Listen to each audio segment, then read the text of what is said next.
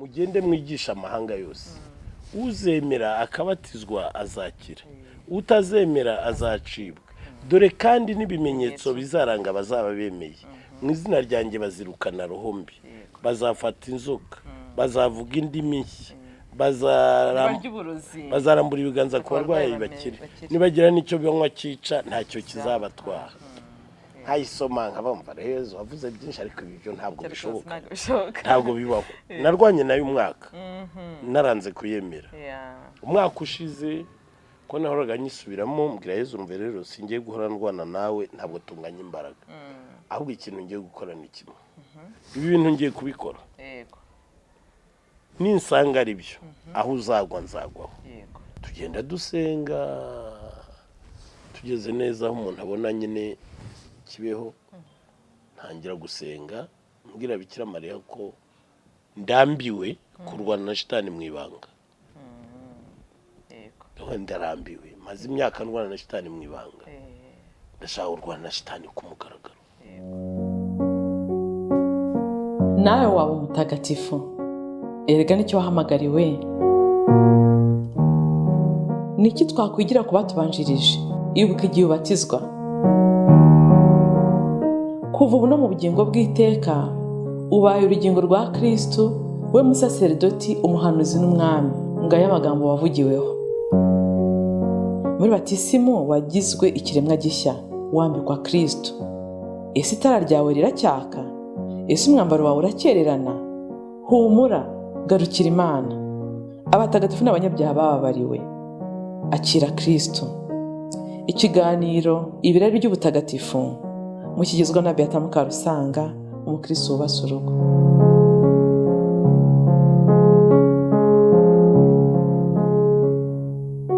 ikaze kubakurikira ibiganiro ku mbuga ibirari by'ubutagatifu ndetse na televiziyo urumuri rumurikira isi uyu munsi turi kumwe n'umutumirwa Faustin Ntidendereza nagira ngo mbere y'uko abibwira dutangize isengesho Nyagasani ayobore ibiganiro byacu Faustin mwaduterera isengesho ku izina ry'Imana Data na Mwana na Roho Mutagatifu amen ndagusingiza dawe nyir'ubutagatifu kuko waturemye ukaturema mu ishusho ryawe ukaturema mu rukundo rwawe akaba ariyo mpamvu duhora tugushakashaka kuko tuba tugufitiye inyota dushakisha icyatuma abavandimwe bacu bakumenya bagukunda kugira ngo hatazagira n'umwe wibagirwa umubyeyi we akaba rero ariyo mpamvu twahuriye hano n'umuvandimwe kugira ngo tuganire mu izina rya Yezu tuganiriza abadukurikiye ndagusaba rero ngo twoherereze roho wawe aduha ubwenge aduha ubuhanga aduha ubushishozi aduha ubutwari aduhe n'ubudahangarwa kandi roho wawe amanukire ku bantu bose baduteze amatwi n'abazadutega amatwi nyuma y'iki kiganiro kugira ngo bose bazahumuke amaso babone uruhanga rwawe rurabagirana bazazibuka amatwi bumve ijwi ryawe ribahamagarira inzira y'ubutagatifu kuko uri data ariko ukaba uri nyir'ubutagatifu kugira ngo natwe twitagatifuze tuzazi wawe dusa nawe mubyeyi w'impuhwe Bikira Mariya turashimira Imana yakuduhaye kuduhaho umubyeyi ukavuka muri twe ugakurira kuri iyi si ibibazo byaho byose urabizi inzira wanyuzemo kugira ngo ube umwamikazi w'isi n'ijuru no kugira ngo ube uwa mbere mu batagatifu niyo dushaka kudutoza turagutumiye rero kugira ngo uze muri iki kiganiro utubwirize utugire inama kandi wegere n'abavandimwe baduteze amatwi wongere kubabwira rya jambo wabwiye abo mu bukwe bw'Ikana uti icyo Yezu ababwira mu gikore ndakuramutsa Mariya ujine muharana n'Imana wahebuje abagore bose umugisha na Yezu umwana wabyara asingizwa Mariya mutagatifu umubyeyi w'Imana uragidusabira tw'abanyabyaha kuri ubu n'igihe tuzapfira amena ku izina ry'Imana Data na Mwana na Roho Mutagatifu amen. Murakoze cyane kuri isengero ryo kutwegereza Imana nagira ngo ubanze wenda abenshi barakuzi ku mbuga maze kuvuga ariko irinda n'abazabo kubona badasanzwe bagukurikira, nagira ngo wongere wibwire abakurikiye kino kiganiro. Ye nitwa Ntidendereza Faustin, ndi umugabo wubatse, mfite umugore umwe n'abana 10, nkaba ndi umukarismatike, nkaba muri ekipe y'impuhwe, kandi nkaba n'umuryango Dukunde Kiliziya. Murakoze cyane. Umuryango Dukunde Kiliziya ubamo, kandi ngira ngo niba barawushinze, niba uri mu bawushinze wenda muri benshi, ariko nzi ko tuwukesha nawe imbaraga zawe. Urakoze cyane. Nagira ngo rero utangire utubwira, ese Faustin ubundi watangiye kubona ibimenyetso by'Imana mu buzima bwawe, navuga igihe watangiye kumaramaza ukurikira Imana, buriya ni nka ryari? Biraruhije kubisobanura, ko burya uko byagenda kose, twabyemera tutabyemera, Imana itubamo natwe tukayibamo. Ko burya njye nabonye ko umuntu adatangira gushaka Imana yabatijwe. Buriya uzabigenzure, n'abariya bose ari abajya mu bapfumu, ari abajya gushaka ubundi bubasha bwose, burya baba bashaka Imana. Ku Imana bivuga tupwise ikintu gifite ububasha buruta ubwawe. Iyo nyota turimo twese. Nyota y'Imana rero abantu bose barayifite, uretse yuko ushobora kwibeshya ukayishaka Imana, ukayishakiraho ahatariho, ukayishakira ahatariho. Niyo mpamvu Yezu yabwiye Petero, Petero yabwiye Yezu ati uri umwana w'Imana nzima. Ko hariho izindi mana n'ubu ziriho, abantu birirwa biruka inyuma ariko zitari nzima. Inyota y'Imana rero umuntu wese arayivukana, kuko twese twaremwe mu ishusho ryayo. Wakubaza utese impamvu tukiri inyota y'Imana ni buriya kugira ngo ubyumve, abantu babyemera batabyemera bari mu ishusho ry'Imana. Wayishakira ahatariho, wayishaka uko utariko, ariko ugomba kuyishaka kuko uyifitiye inyota. Buriya n'abantu bafata abandi bakabagira bigirwamana, burya n'Imana baba bashaka, kuko umuntu ahura n'inyota yo kumva ko hari ikintu kimurusha ububasha. Icyo yumvise kimurusha ububasha akakiyoboka. Icyo rero ni Imana ku bundi buryo. Niyo mpamvu byitwa ibigirwamana. Voilà. Noneho impamvu duhora niyo nyota ni ikimenyetso ndakuka yuko twari mu ishusho ry'Imana. Ndaguha urugero. Ikintu utaranywa mu buzima bwawe ni iki? Mu binyobwa. Wanyoye itabi? Ntabwo ndanywa itabi, niba ari ikinyobwa ntabwo ndareka. Naryo ni ikinyobwa. Gusa ushobora kwicara ukumva ufite inyota y'itabi? Reka. Sinayigira inyota y'ikintu ntigeze ngerageza gufataho. Kuko muri wowe nta tabi ririmo, sibyo? Ikinyobwa ukunda ni iki? Yewe se nkunda agashyushyu. Agashyushyu, sibyo? Ukunda amata. Buriya uzumve, burya agashyushyu kagabanutse muri wowe, umubiri urakarekaramo, ukumva uragashaka. N'Imana rero kubera ko twari mu ishusho ryayo, twayishakira hariho, twayishakira hatariho, ariko turayishaka kuko twari mu ishusho ryayo. Iyo nyota rero sinavuga, njye numva yaraje kera ntaranabatizwa. Ariko urumva iyo nyota yari ihari, kandi uvuze ko ari iya bose. None yabaye iyawe y'umwihariko, navuga igihe ufata icyemezo mu bushake bwawe, mu gushaka wavuga uti mfashe inzira n'icyemezo, ngiye gushakashaka Imana n'umutima wanjye. Icyemezo nagifashe ntarabatizwa. Ariko Faustin, ibyo sari umunsi winjiye mu karismatike, ibyo sari umunsi winjiye mu muryango runaka. Wenda ushaka kumbaza ndaza kwajya, ariko ndakubwira igihe wowe urambaza igihe nafatiye icyemezo. Kandi mbere yuko nyikubwira, ndagira ngo nkubwire ko burya ariyo mpamvu abantu benshi badakorana n'ijuru,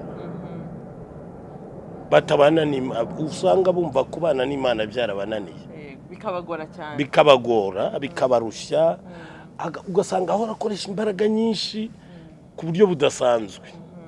Burya abantu benshi nta cyemezo bafata, kuko kugira ngo ijuru rigufashe rihera ku cyemezo wafashe. aho niho nshaka rero ko tugera. Ibyo bya rusange were nuko aho washaka ko ntangirira atariho ndi butangirire, nicyo kibazo dufitanye. yego mbo nari umwana jyewe navukiye mu muryango wa Poroso. ese njye mu Gatolika wabanje kuba iwacu. burya niyo mpamvu uzajya wumva niyo mvuga ibyo muri Bibiliya rimwe nteshuka nkabivuga mu Giporoso, kuko Bibiliya nakuze nsoma ya mukuru wanjye yari iriya nyine ya Giporoso. noneho niga ku kigo cya Kiliziya Gatolika primaire. nkumva mfite inyota yo kubatizwa, ariko nareba abana twigana babatijwe, nareba ibintu bakora, abaya singiye kuzabatizwa ngo nkore nka bireba bakora. nkumva nzabatizwa ndangije sogondere, avuga nicyo gihe nibwo nzaba mfite ubushobozi bwo gukora ibyo nshaka, ko numvaga nimbatizwa ntazongera gukora icyaha.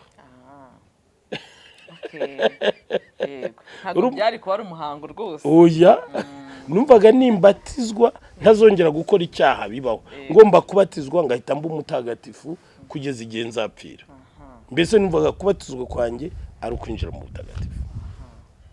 mbaho iyo nyota ndayigumana, ndibuka niga mu mwaka wa 4 primaire, kuko urumva iwacu nubwo bari Abaporoso ariko ntibaba byababuzaga kubandwa, guterekera, kuraguza ku manywa y'ihangu. ntabwo ari ibintu byakorwaga nijoro nk'uko abantu basigaye babikora bihishe. byari umuco rwose aho mutuye, ngira ngo nta n'ababasekaga. oya kandi abantu baratumiraga abantu bakamara nk'ibyumweru 2 barya banywa birirwa babandwa baterekera bakora ibintu byose. ngeze rero mu mwaka wa 4 nibwo natangiye kumva radio, numva uriya mugani wa Ryangombe, sinzi niba warigeze ubu. nigeze kumva Ryangombe na Rwabugiri. oya Ryangombe uko imbogo yamwishe, uko imbogo yamwishe yagwinya Bikenke. ngo mu giti ngo cy'umuko, umuko niwe wamufashe. umutaba wanze kumufata afatwa n'umuko. umuko bahita bawita umurinzi. burya bawita umurinzi kubera ko ari wo warinze Ryangombe ntashwanyuke. bahita mu mandwa buriya bawufata nk'uko dufata umusaraba Yezu yabambweho. urebe nyine ukuntu iby'Imana n'ibya shitani igenda ikopera. irakopera. igenda ikopera rwose, nanjye hari ibyo nagiye mbona ikopera. irakopera. bo noneho nkumva nimbatizwa ntazongera gukora icyaha. abandi icyo gihe niga mu wa 4 maze kumva uwo mugani, batangira kubandwa no guterekera nk'abadranya. umuntu wagwinya Bikenke mu giti nawe ntashobore akicwa n'imbogo, muramwiruka inyuma ngo azabamarire iki?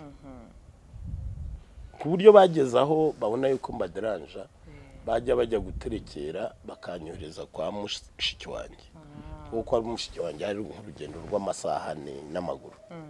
bakambwira tuzamare iminsi ushaka. kandi barahakundaga buriya. mushiki wanjye yari inshuti yanjye cyane, kumbwira kujyayo niwe ari kumbwira ngo ngende iki gihe, kundi bukari igihe nigeze kugenda ngerayo saa 7 z'ijoro. icyo gihe nabyo ni nk'agatendo, sinzi ikintu cyari cyabaye kuri paruwase yacu. urumva ibya Kiliziya nayo ntarabimenya. noneho bantumye kwa mushiki wanjye, ngenda mu gitondo, ngeze hari kuri santarare, nsanga sinzi byari byabaye, hari umunsi mukuru ndibuka nawiriwemo, niho nakundiye Magnificat. icyo gihe baririmbye Magnificat, ndayikunda. iriya ndirimbo ngo roho yanjye asingiza cyane ya Bikira Mariya, niho nayikundiye. ntarabatizwa ubyumve neza. noneho dusohotse mbona habaye nka gutya, ndibaza ubuse ndasubira mu rugo ndababwira ko niriwe, birancanga ndiruka. noneho irutse za kugira ibyago haza ku mwijima ukabije handi utashobora kubona no muri metero wo mu giturage.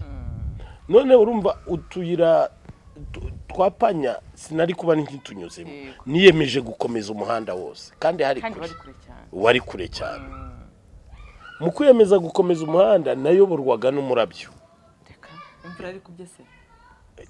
Yari kubye ariko ntiyagwa, none umurabyo warabya po nkikubita nanjye nkaba ngeze nkari. Ubwo mpamvu umwijima wari ukaze, imvura igiye kugwa niyo haba nijoro harabudika pe. Hari habuditse cyane bikomeye, ku buryo nagiye nyoborwa n'umurabyo. Nageze kwa mushiki wanjye saa 7. Bati umwana avuye bitewe n'iki? Watwawe na Magnificat. Natwawe na Magnificat n'ibindi bahakoreye ntibuka kuko sinari nzi imihango ya kiliziya. Icyo nzi nuko niriwe mu kiliziya kugeza mu masaha. Yego. Ubwo rero mfata icyemezo yuko nzabatizwa ndangije sogonderi. Yego. Numvaga nimbatizwa ntazongera gukora icyaha, ariko siko byagenze. Burya Imana uko ikora ntabwo wabishobora. Ko njya mbwira abantu ko ndi umuhanga wo kwiba, ko nibye batisimu ya kiliziya. Akagira inkuru. Naga nijoro nzaryiba tu. Buriya ntabwo babwijuru mbafite. Mba numva naryo nzaryiba. Shakira gisambo nakirushije. Nanjye nzaryiba. Numva ntabwo bamfite naryo. Petero azashiduka narigezemo. Ataza aho nanyuze. Ubwo ndibuka umwaka wa gatandatu uzi ko kugira ngo dukore ikizamini cya leta twajyaga gusinyisha ibyo bitaga fiche signalétique kuri commune. Byasabwaga rero kujyana irangamuntu ya papa. Papa rero yari afite abagore benshi, ariko akagira mukadata umwe utarabyaraga, niwe wabikiga ibyangombwa bye, niwe wamutegekaga ibyo ashaka. Ngiye kwakira irangamuntu rero mukadata arayimana. Ikizamini sinagikora, ndasibira. Byari byemewe gusibira rimwe gusa. Maze gusibira umwaka ukurikiyeho rero nayo ndi ku kibuga kuwa gatandatu twataga saa 6. Noneho ndi ku kibuga hanze, ntabwo nzi uko byagenze, ku buryo nagiye kwibona nibona ku kibuga abandi bana batashye, nsigara mpagaze jyenyine. None mpagaze kuri icyo kibuga nibwo nibajije, ariko uyu mwaka nabwo nindakora ikizamini cya leta ngo ngitsinde, nzajya kwigira kubatizwa nigana n'abashumba? Ndavuga oya, ndabyanze, ngiye kubatizwa. None ubwo abandi bana bize barimo bavanguza amafishi mu kiliziya, bazabatizwa kuwa gatandatu kurikiyeho.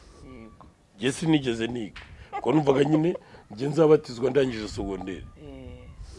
Urangije ugira ubwo bwo kwigana n'abashumba? Ndangije ubwo bwo kwigana n'abashumba.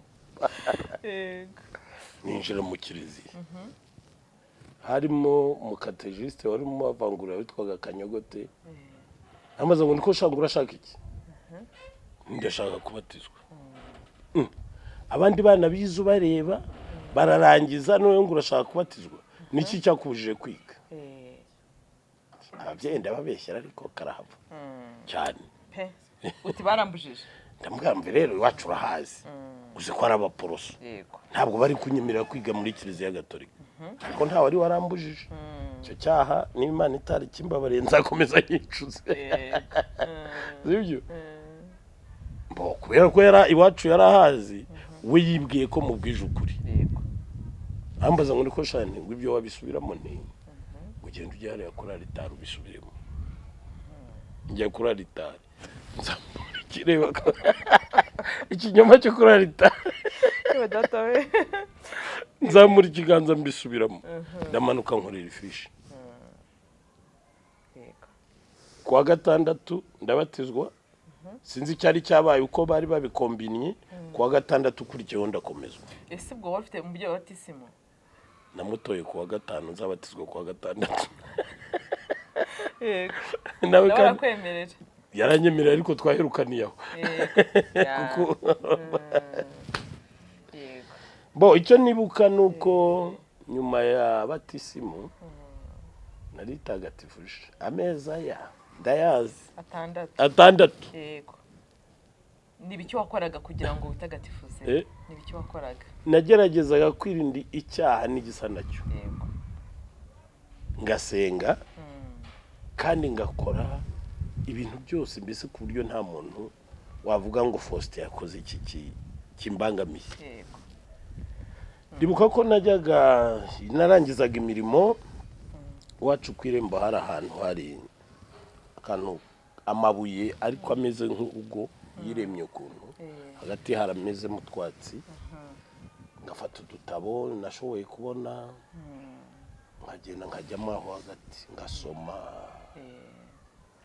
noneho nari narikoreye n'ishapure mu budodo ko sinashobora kubona amafaranga yo kuyigura nari narayikoze mu budodo nkayivuga kamara kwira mbese narasomaga bwamara kwira ngatangira gusenga ngasenga ntabwo nzi igihe nasinziriraga icyo nzi nuko nakanguga nko mu masaa 8 ikime cyantonzeho waba gukiri hanze utakomerezaho nakomerezaga no gakanguka ngasanga ikime cyantonzeho ngafata twadutabo nkiruka agenda ngakomanga naranaga na mukuru wanjye agakingura kandi ngo uzapfurwa ntakamenye yuko akuvumye neza uzapfurwa. Bose ikintu kinshimishije buriya kera wajya guza kunsura hano mu rugo tukaganira bizigiye twamaranaga tuganira twakubona tukana amasani tuzigiye yagendeye kajya niba ibintu Faustin ambwira wamago nzabyandike mu gitabo basi cy'ubuzima atazagenda tutabyanditse akancika hari ntamubajije ngiye kubona mbona ufunguye iriya cano yawe ndavuga nti apo Imana iransubije byane buzamubaza azabyivugiraho hari nanjye hashize iminsi ndavuga ko ibitabo by'abatagatifu nasomye kuva kera ndi umwana ko atangiye gusoma ibitabo by'abatagatifu niga segonderi ibi bintu ko byagiye bimfasha nisunika ubu ngewe nta muntu nabisangiza wenda wanangiye nkiraho cano gutyo none biranshimishije ko nano turi kuvuga ku buzima bwawe ko nabishaka kubyandika mu gitabo ubwo nyine byanditse kuri YouTube. Urakoze neza rabisinzi hari n'abamaze gutegura ibyo bazavuga ku rupfu rwanjye umfite abantu b'inshuti bamaze kubitegura ibintu bazavuga napfuye uretse ko banze kubimbwira ariko barahari babyanditse kandi baranabimbwira. Ubwo rero nabaye mu charismatique ngeze i Kigali ko naje Kigali ndi muto ninjira muri charismatique bukeye nkajya nsomira evanjiri yanditswe na mutagatifu Mariko umutwe wa 16. Yego evanjiri ngira ngo umuntu wese ushaka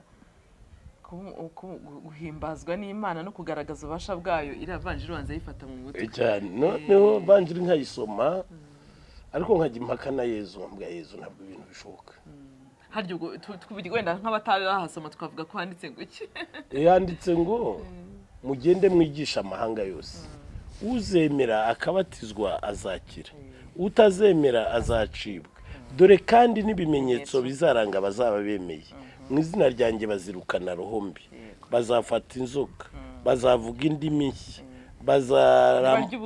bazarambura ibiganza ku barwayi bakire nibagira n'icyo banywa cyica ntacyo kizabatwara nkayisoma nkabumva Yezu wavuze byinshi ariko ibyo ntabwo bishoboka ntabwo bibaho narwanye nayo umwaka naranze kuyemera umwaka ushize ko nahoraga nyisubiramo mbwira Yezu umve rero singiye guhora ndwana nawe ntabwo tunganya imbaraga ahubwo ikintu ngiye gukora ni kimwe ibi bintu ngiye kubikora ninsanga ari byo aho uzagwa nzagwaho ninsanga atari byo nge nawe tuzaba tubyaranya kuko washakaga gupfura rwose ko avugisha ukuri nyakuri urumva icyo ni ikindi cyemezo mfashe kuri cya kindi cya mbere nibyo nakubwiye yuko ntabwo ijuru mushobora gukora nitafashe icyemezo sinzakora icyaha nimara kubatizwa kandi niyo ugikoze muri penitence none bagize ngo byambuje gucuma ariko nari nafashe icyemezo kuri icyo cyemezo ijuru ryaranyibutsaga riti no do wateshutse bigatuma njya mu ya penitence uko nateshutse ku cyo nemeye nibyo rwose noneho icyo gihe ndi muri groupe Florida ubwo yari gitangira ajya groupe Florida ishamikiye kuri Commission de Emmanuel oya ahubwo communauté de l'Emmanuel abayishinze bavuye muri groupe Florida n'umubyeyi Mari Ntimba bayifite nahe gutyo nibo batangije communauté de l'Emmanuel iyo ni yavuba ni nuko noneho ndagenda nsaba kujya muri ministeri y'impuhwe nyine isabira abarwayi bo ntibari bazi icyo ngamije ndagenda ngerayo barabinyemerera njyamo ngezemo nkabona turasabira abarwayi bagakira nkabona turirukana rombi zikagenda ariko ngenda inyuma numva bitamfata ariko nkavuga ni ari abandi bari imbere babikora kurumva nyine nari muri ikiri ndaho ari uguhengeza mbese ari ukureba ariko ndavuga nti ntacyo mbonye ko bibaho ibyo nashakaga mbonye ko bibaho ubwo Yezu tuba turumvikanye ndakomeza gutyo muri 92 nibwo nabashije kwirukana shitani muri mama jyenyine ubwo rero nibwo navuze ngo rero shitani turabonanye nkomereza mfatiraho urebye ibyemezo nyamukuru nabifasha aho hantu ibindi nagiye mbifata nyuma n'ubu hari ibindi ngifata kuyo ngiye gukora ikintu mbanza gufata icyemezo Faustin ikigaragara nuko ubuzima koko bw'umukristo no gufata ibyemezo ibyo byemezo biri wafashe urumva ko byaguherekeje n'uyu munsi uracyakomeza gufata ibyemezo n'ubu ndacyabifata ariko ikintu kintangaza n'ukuntu mu nzira yawe y'ubukristo Bikira Mariya arimo kwitangirira ya magnificat wumvise ikakurembuza nageze intangaha rero mu Busanza bakwita Bikira Mariya ngo zarafase kuki umuntu w'umugabo mwita Bikira Mariya bihurira hehe ndagira ngo rwose urasobanurira abantu wenda bari mu Busanza bakwita Bikira Mariya iryo zina ryaturutse bo numvaga ritanje nahubwo niranshimishije kuko n'ubusanzwe nakuze nkunda Bikira Mariya buriya Yezu namumenye bitinze Bikira Mariya niwe wari inshuti yanjye ku buryo buriya Bikira Mariya araturera utararezwe na Bikira Mariya rega burya ntiwamenya Yezu ni icyo nakeneraga cyose nabwiraga Bikira Mariya gakunda kuvuga rozari gakunda kumubwira ibyo nkeneye byose rozari narayikundaga cyane nkigirira umwanya mperutse kubwira abantu ko abantu bangize umupagani kubera ibiganiro kuko sinyibona umwanya wo gusenga aha icyo ni ikibazo reka tuguhe umwanya uzajya usenga rwose cyangwa nawe wongere usubire kuri rya joro ry'ikime kigutondaho usenga nijoro nkibona umwanya abantu bangize umupagani nakundaga rozari ngakunda gushengerera Bikira Mariya rero ikintu cyose niwe nabwiraga kunyita Bikira Mariya rero wenda inkomoko sinyizi neza ariko icyo nzi nuko nagendaga ku igare ryari rishusho Yezu Nyirimpuhwe none abayibonye bo niba ariyo bitaga Bikira Mariya simbizi abantu batazi Bikira Mariya abantu batari abakatolika amashusho bita Bikira Mariya nari mfite ishusho ya Yezu Nyirimpuhwe ku igare nagendagaho nayo kandi nayo nyishyiraho mu cyemezo nayo nafashe nari nabwiye Yezu ni Yezu rero ngiye kujya ngutembereza muri uyu mujyi kuko impuhwe zarashize iyo ugenda ubimpuhwe nigeze no kuzunguruka ariya mu mujyi kuri plateau n'igare mutembereza mwereka umujyi ntekereza rero ko ibintu simbizi ibintu bishimishije ijuru ni bene ibintu by'umwana spontane bitarimo ibitekerezo byinshi n'amakarikire menshi nta makarikire njya nshyira mu bintu by'Imana nkumva nyine ndimo ndamutembereza nkamutembereza igare nkajya ndigendaho najya ku kazi n'igare noneho ikindi cyabagamo nuko nabaga ndi ku igare ariko n'ubundi nzirikana impuhwe z'Imana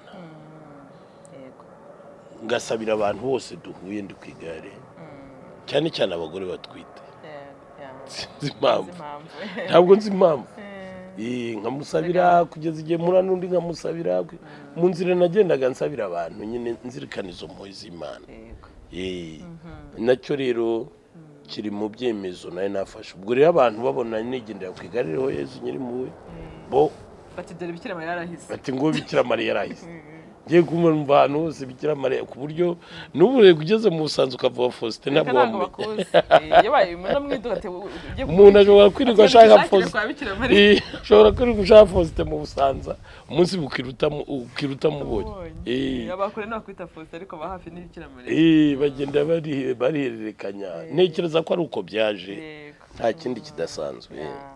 Gusa Bikira Mariya umva ko mufitanye rero dufitanye ubumwe bukomeye cyane. Unyibukije abandi bantu bajya tureberaho baritashye bajya bavuga bati ngewe nka Dominico Savio akimara guhabwa Kristo bati ngewe inshuti yanjye izaba Yezu na Bikira Mariya, sinzemera gupfa gukora icyaha. Ibyemezo nk'ibyo ntushobora kugendana n'ijuru utafashe icyemezo. Kuko ndibuka sinibuka igihe neza, ariko hari ku isabukuru y'amabonekerwa, sinibuka umukaridinali wari waje Kibeho, nari ndiyo avuga ko Bikira Mariya yatangiye urugamba na shitani ku mugaragaro muri 17. Hari Fatima. Fatima yabonekeye mu gihumbi kimwe magana cyenda icyo gihe rero uzi uko nahise mbwira Bikira Mariya, ambwiye ngo ndashaka kumukomando mu ngabo zawe.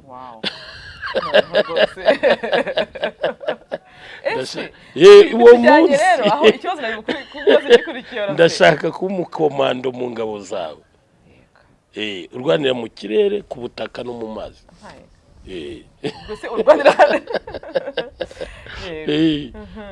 Kandi nabivuga gutyo mba numva burage, ariko nazajya kubona nkabona bya bintu byinjiyemo ntabizi, ko nagiye kubona nyine mbona urugamba ndurimo. Ukunda kuvuga ngo urugamba ngo ni Bikira Mariya rwibereye, niwe uruyobora, niwe uyobora. Kuko aho mbihera njye bundi ibyo nsoma ndabyemera, nta bintu nsoma ngo mbishidikanya, ndabyemera. Aho mbihera rero nuko Adamu na Eva bamaze gucumura, Imana yabwiye inzoka ngo nshyize inzigo hagati yawe n'umugore, hagati y'urubyaro rwawe n'urubyaro rwe, urubyaro rwe ruzakumena umutwe, nawe uzarurya agatsinsino. Urabicoretse abwira inzoka, urubyaro rwe ruzakumena umutwe, nawe uzarurya agatsinsino, sibyo?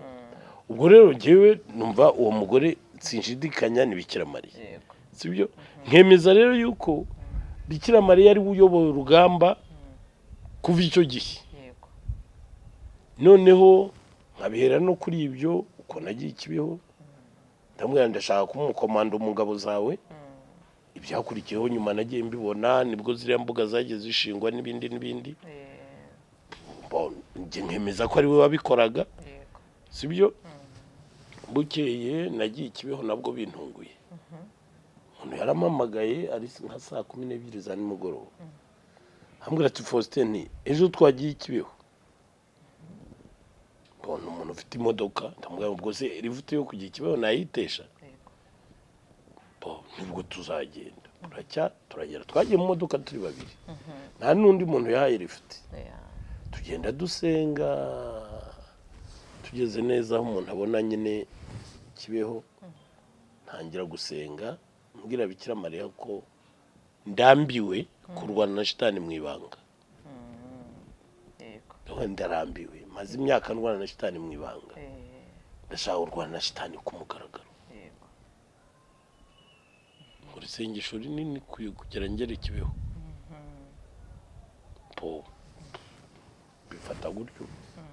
Ariko hashize igihe mbona urugamba rwo kumugaragara ruratangiye. Ndetse nta mbaraga bishyizemo, ntazo zaheze. Ese byatangiye gute? Imbaraga ze iby'ijuru ze washyiramo imbaraga wamenye uzishyiramo gute? Ujya kubona nawe biragutungura nk'uko bitungura abandi bose. Nagiye kubona birantunguye, koze isengesho numva shitani ziravumbutse, zivumbutse turarwana, mbona ziratsinzwe, ejo havumbuka izindi, kubita mbona ziratsinzwe, gutyo urugamba ruratangiye kumugaragara, sibyo? Ibyo rero byose nibyo bituma nemeza ko Bikira Mariya ari uyoboye urugamba. Nyina wa Jambo, urugamba n'urwa nyina wa Jambo, kuko ntacyo navuga nakoze kidasanzwe cyatumye urwo rugamba rubaho, ntacyo. nsenga nk'abandi mvuga nk'abandi mbaho nk'abandi nta kidasanzwe nkora noneho ikindi kibinyemeza nuko nyine urumva ni ibintu biba bitunguranye ariko none hakaza utwo tuntu two kuba wenda namubwiye ikintu runaka najya kubona nkabona habaye nyine igisa nicyo namubwiye nkavuga ntuke niwe urimo abikora. Yego biratangaje ukuntu iyo umuntu arimo ashakashaka Imana nibyo utekereje ngira ngo bihinduke isengesho. Ubundi ku Mana iyo wunze ubumwe n'ijuru burya ku maroho nta jambo ry'impfabusa ribaho. Isi ya roho nta jambo ry'impfabusa ribaho. Niyo mpamvu uzabona mu wabonekerwa menshi ari Yezu ari Bikira Mariya bahoraga basaba abantu kuvuga amagambo make. Kuko ijambo ryose niba ari ribi hari icyo riri bukore, niba ari ryiza hari icyo riri bukore. None ikindi abantu bataramenya utumye ngiye kuvuga umuntu yaremewe gutegeka. ntabwo umuntu yaremwe ari umupagasi, umuntu yaremwe ari umutegetsi, yaremewe gutegeka. Ubundi rero iyo uvuze ubutegetsi mbona turi ibikomangoma ariko tutabizi. Ejo muri kino kiganiro mperutse gutanga kuri Marayika Murinzi hari ntagiye bampa commentaire nyine mu gikari kuri WhatsApp ntibazikire kuri YouTube kambwira ati mva ngewe ikintu kinyereka ko rwose koko turi abana mu mwami turi ibikomangoma. Umwana w'umwami ntago agenda adafite escort, ntabwo bibaho ati dufite aba escort kandi Imana ikoresha ibikomeye ku buryo ngo yategetse ngo Amerika ngo tudatsitara no kwibuye muri Zaburi birimo. Ariko ubwo uzi ugenda ingabo ziba zikurinze uko ziba zingana. Hari umuntu kuganira ejo bundi nawe ngire mahirwe Imana ishyira ku nzira zanjye abantu beza tuganira iby'ijuru. No kuno umuntu rwose twakoranye igihe nyuma turatandukana nyine ajya mu kindi gihugu yaje mu Rwanda mu bukwe muri iyi minsi nawe za mu kiganiro va hari Imana ibishoboje turaganira mbwira ukuntu yabaye n'ibitotezo bikomeye mu kazi muri iyi minsi bigezaho banamwoherereza ibintu by'abapfumu mu rugo ibintu byo kumutera ubwoba. Noneho ngo bakagenda bavuga ati uriya muntu muzongeye kumutwoherezaho, ati agendana n'abazungu bane impande ze, ati murika cyane, ati nawe ni umupfumu uturusha ntabwo twakongera kumwegera. Kubera iki? Igihe cye kinini ni rozari no gushengerera n'imisa. Kuburyo rero urinzwe biteye ubwoba. Urumva amaroho mbi niyo aza kutwigisha iby'ijuru. Ntabwo ko tutakemera. Twese turabyemera. Tutabyemera zo zirabyemera kuturusha. Erega zo zirabizi. Noneho bazira ngo kadango ntabwo twakongera kumwegera ngo muzongera kumudutumaho ngo abafite abantu bamurinze ngo bakomeye ngo abazungu. N'abamarayika Justoma n'abamarayika tuba turinzwe nuko twipfobya. Umuntu akumva ntacyo ari cyo ntacyo ashoboye nta kino ntabwo ari byo. Umuntu yaremwe mu ishusho ry'Imana. Wakongera ko umwana wa Kiliziya rero uhazwa Imana ubwayo ikaza muri wowe so gundi tubuze iki. Ngiye nekeje ko duhazwa numva nshaka kuba yagashishe kagenda hasi. Erega hari ibintu tuvuga ukagira ngo turikinira. Nge mbona abantu kenshi ibyo bavuga batabyemera.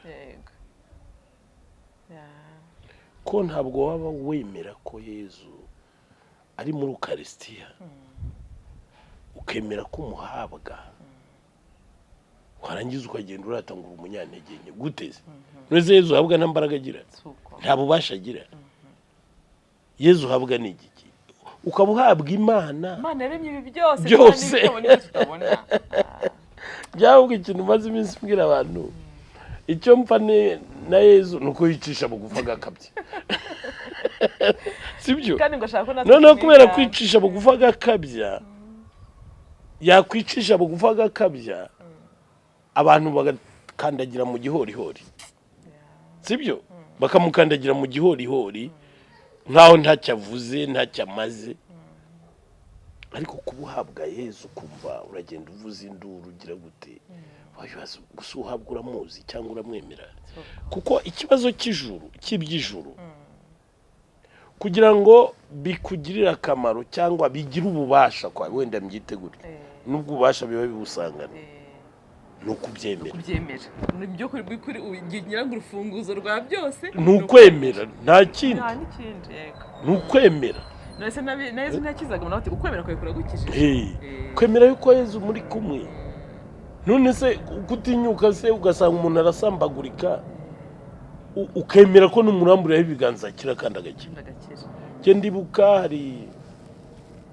hari ikintu Yezu yigeze gukora kuko hari ibintu wenda abantu bagira ngo ntibinabaho icyo gihe ni kera nari ngisengera mu mpuhwe z'Imana Kicukiro hari umudamu twasenganaga noneho aza kuduhamagara aratubwira ati musaza wanjye arapfuye aguye seyashika turahurura tujyana nawe dusanga nyine abaganga bamaze kwemeza ko yapfuye bamukuyemo ibyuma byose bamworoshe bya bintu bijya gusa n'icyatsi bati byarangiye nyine banagiye buriya rero hari ubukristu bw'ibisazi icyo gihe twari dufite ubukristu bw'ibisazi ko hari ahantu wemera wagera honyine bikarenga bikagera mu bisazi ibisazi bikaza twaragiye icyo kintu turakigota turasingiza turakubita ibisingizo turasingiza tujye kubona tubona ikintu kiranyeganyeza turasingiza ubwari muhe mwaka Faustin urabyibuka wenda niho muri zagana nkahagana byari wenda nibura ngo rero kubera yuko mba ntaratekerezaga ko nzabivuga ntabwo uzi ko uzabivuga ariko byose ni nyuma y'ibihumbi 2000 nyuma y'ibihumbi 2000 ubwo si imbere yaho imbere yaho gato muri za 1998 nyuma y'ibihumbi 2000 yego nyuma y'ibihumbi 2000 nibyo ni nyuma y'ibihumbi 2000 turasingiza tubona ikintu kigize gutya kiranyeganyega tugiye kubona tubona umugabo arikutse aricaye tumukuraho bya bisashi ariruhutse atayiwe mwabonye nasingizaga ati njye kumva numva ndakangutse ati nkabona ibintu binsohokamo byiruka byinshi ati biriruka byinshi cyane ati mbona binshizemo abaganga barahurura bati nibiki bibaye basanga umuntu yazutse sibyo nuko burya muri kiliziya yadutoje neza kwicisha bugufi no koroshya tuba twarahuje abanyamakuru n'ibiki byose tugashyiraho kuri za social media abantu bagahurura kandi ubwo bahuriye kwicisha bugufi kwa gushizemo abipfuye byapfuye nyine iyo watangiye kwigira gutyo biba byarangiye nuko turataha ni ukuvuga ngo rero byose bigenda atari kuvuga yuko wenda ikintu twashyiramo hano tuvuge yuko urupfu niyo nzira n'ubundi azongera apfa na Lazaro yarongera arapfa Yesu ko amuzuye ntiyongera agapfa ariko nibura Imana ibigaragaje ko we ntabwo aba yapfuye hari abantu shitani zitwara badapfuye kurumva ibyari bimurimo byari bigiye kumutwara nibyo yabonaga bisohoka byiruka bigenda bigiye rero asubirana ubuzima umunsi wageze ntiyagaruka hari abantu shitani zirimbanganye zikabatwara igihe kitaragera izo rero zarimo zimutwara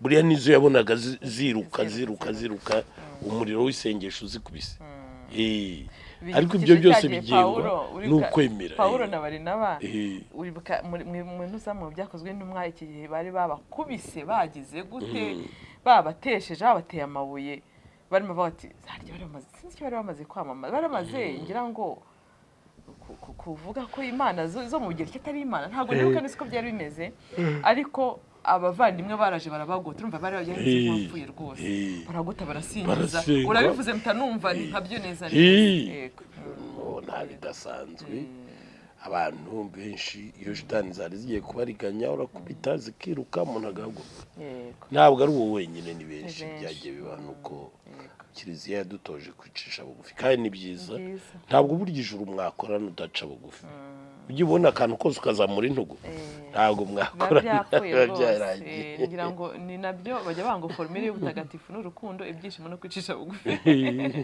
yego nta mutagatifu wabayubaho uzikamije impanga ubaho ntabaho Imana n'ibyishimo wabukambye impanga se wabuze waburi kumwe na Yezu na Bikira Mariya ugakambye impanga nubwo ijuru ryamanuka nubwo wari mu bubabare bukomeye nubwo byagenda gute kubera ko uba uri kumwe na Yezu na Bikira Mariya ugomba kwishima